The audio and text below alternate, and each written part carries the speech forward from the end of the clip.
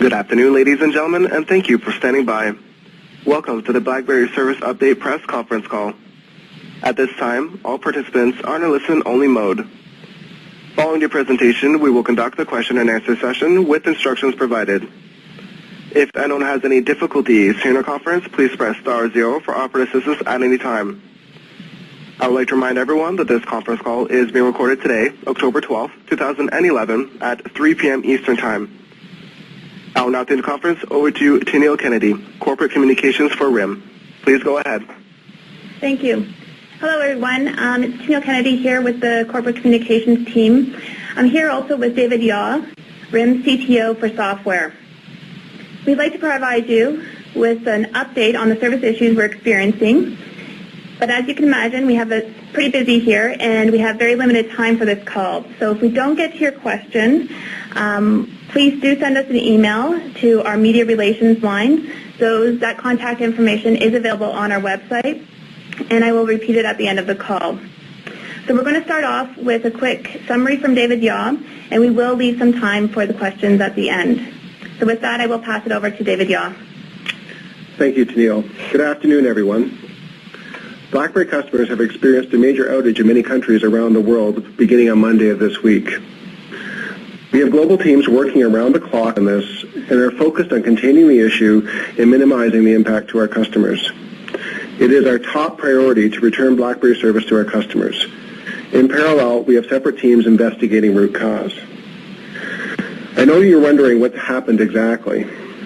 On Monday, RIM's infrastructure based in Europe experienced a core switch failure.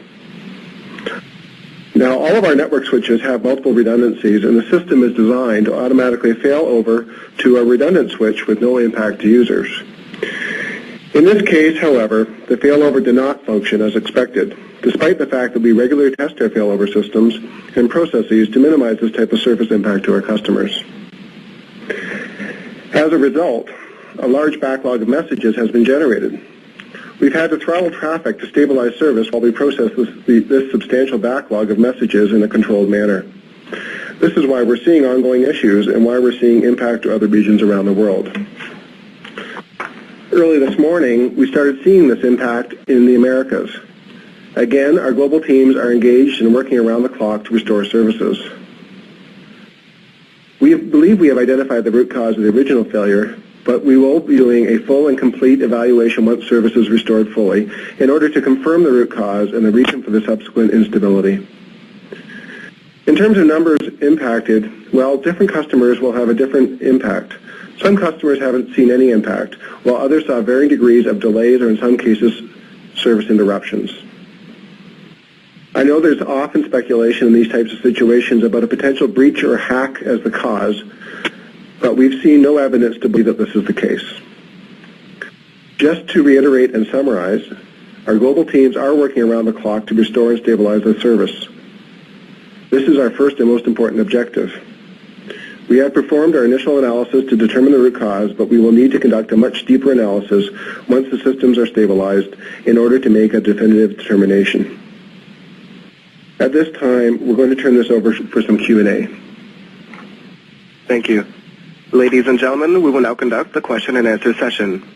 If you have a question, please press the star followed by the 1 on your touch-tone phone. You'll hear a tone acknowledging your request. Your questions will be polled in order they are received. Please ensure you lift the handset if you're using a speakerphone before pressing any keys. Once again, ladies and gentlemen, if you do have a question at this time, please press the star followed by the 1 on your touch-tone phone. One moment, please, for your first question.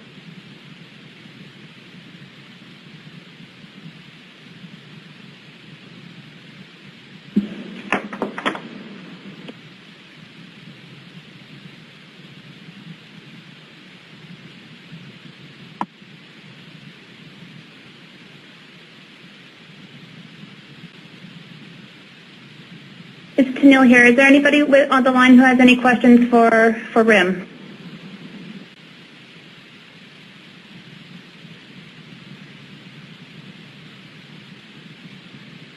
Your first question today comes from Alistair Shart with Routers. Please go ahead. Hi, David. I'd be interested if you could tell us exactly how this has spread from one region to another. Certainly. The BlackBerry infrastructure is a global infrastructure. We have nodes located in the various geographies. I mentioned the one in Europe earlier in the call. And with some of the substantial queuing that we've seen that happened starting in Europe,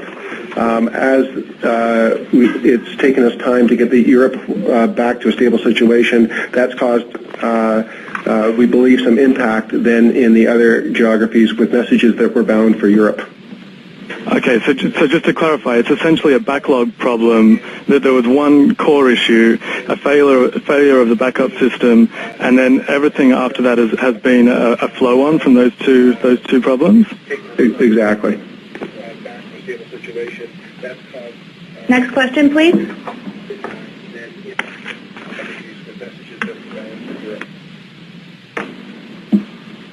One moment, please. We're gathering more questions.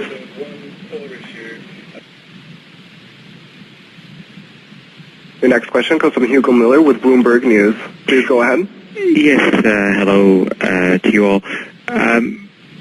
Sort of as a follow-up from what Alistair asked, the problems in the Americas, which really hadn't been affected until today, to be clear then, is that really a question of backlog, or as you say, a question of throttling back on traffic in the Americas as a precaution to help deal with that backlog, and is not a problem with the main knock in Waterloo? Hugo, it is a case that, as you stated, that it's a backlog issue. Clearly, you have a backlog in Europe based on the initial outage and then the time it's taken to stabilize that.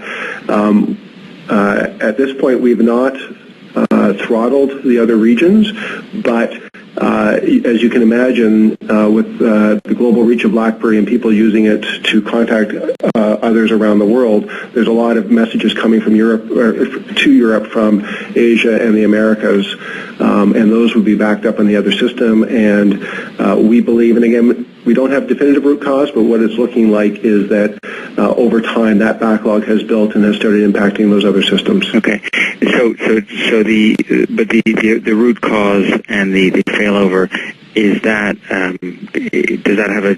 Can you geographically define that as being the problem in Slough as opposed to in Waterloo? That was a problem in our European site, yes, not in Waterloo. So the Americas, any problems in the Americas, which so far seem to be much less than in Europe or elsewhere, in North America, the problem is really to do with just the backlog rather than a kind of an engineering or a router problem. Correct. Thanks. Next question, please. We have a follow-up question from Alistair Shard from Routers. Please go ahead. Hi, David. I'm just wondering as well what you're going to do with that data that's swimming around and presumably clogging up the system. Is there any likelihood that you cut that loose and say, look, basically that data, those emails that you sent, won't be delivered? You know, we're drawing a new page? No, all of the email will be delivered. We will not be dropping any email messages.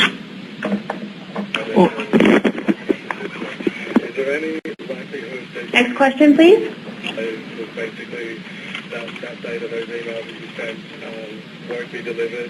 Ladies and gentlemen, if you do have any additional questions at this time, please press the star followed by the 1. Please stand by for your next question. The email will be delivered. We will not be dropping any email messages. Next question, please.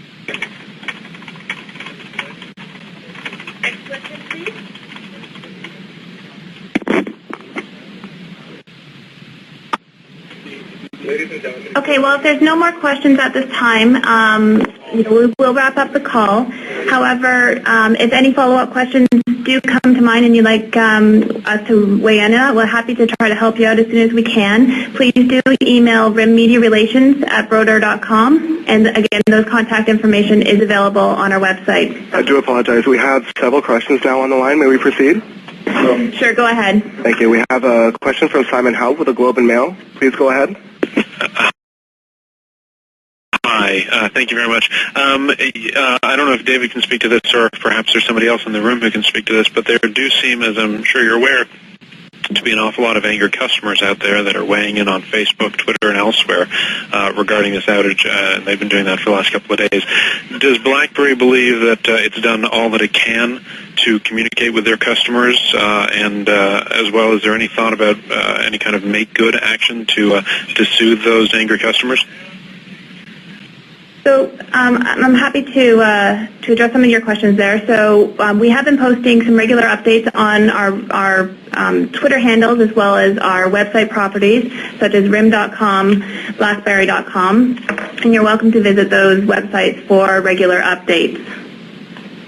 Yes, I've seen that. However, that does seem to be, at least from the public's perspective, not enough. I'm sure I'm not the only one to have noticed how angry people are.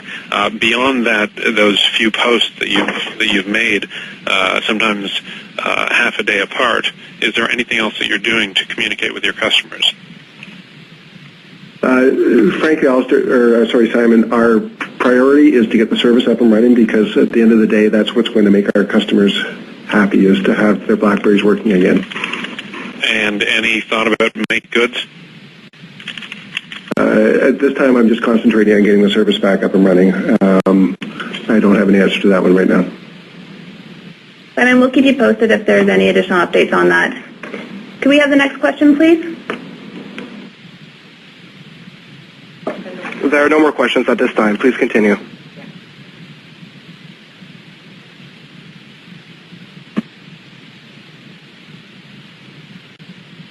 Okay, so as we wrap up, we will continue to try to communicate with you guys as frequently as possible. There's always more that we can do, and we are striving to get you updates as quickly as possible. Please, again, visit rim.com, blackberry.com, as well as our Twitter handles. And again, if you have any additional follow-up questions, feel free to use our media relations lines.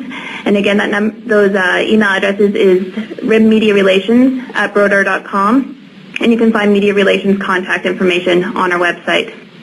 Thank you again for today. And again, if you have any additional questions, feel free to contact us. Thank you.